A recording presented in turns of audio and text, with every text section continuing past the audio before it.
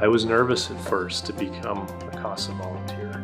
I don't have a background in social work. I've never been a teacher or worked with kids in a professional setting. So I was pretty worried how I'd be able to handle the emotional impact of it. And I also wanted to make sure that I could do a good job. But as I talked to the CASA people that work here, they encouraged me, said, come to the training, we'll teach you what you need to know. What you really need to do is be dedicated and want to make a difference. And so far, I would say that that has been the case. When I do get sad or angry or upset at the situation, I just remind myself that I have a job to do and that I'm here to advocate for the child. So I think the most important thing I would tell people who are thinking about becoming a CASA or donating in a CASA in some way is to just do it. I think so many people kind of struggle with, well, am I going to have enough time? You'll make time. It'll become something important to you. And I think a lot of people are like, well, maybe I'll just donate. Well, the best thing you could donate is time, money or time. And I think that's the biggest step, is just actually making that commitment and doing it. And I think, especially, unfortunately, people my age and younger, I think they struggle more with donating their time.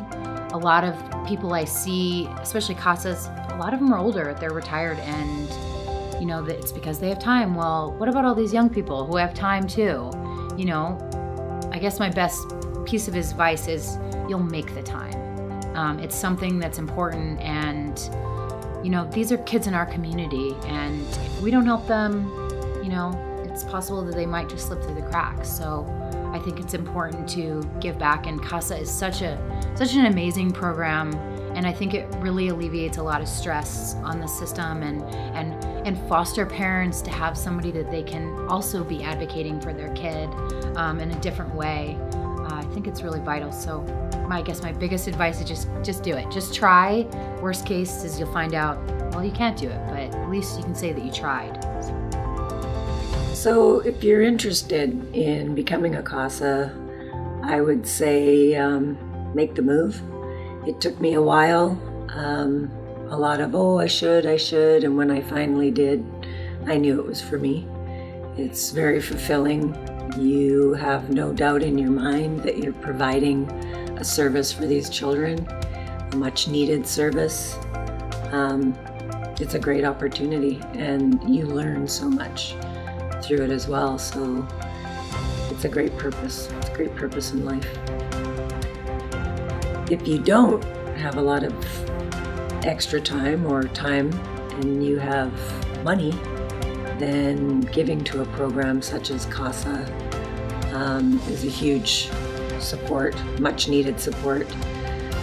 The program needs grants, it needs donations from others, and that's what keeps it going.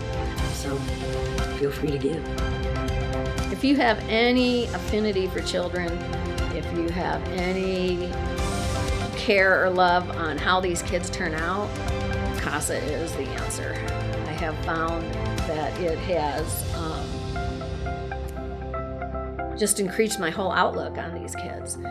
Not everything is a sad story. The resiliency of some of these kids is breathtaking. And it gives me, as the old adult in the room, a positive outlook that things can get better, and things do get better. It'll break your heart. Don't think CASA is easy peasy, because it will break your heart. You'll be upset with some of the decisions.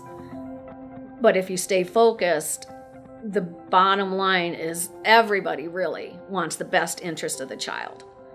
Sometimes it doesn't go what you thought, but it's not about you. It's about the kid.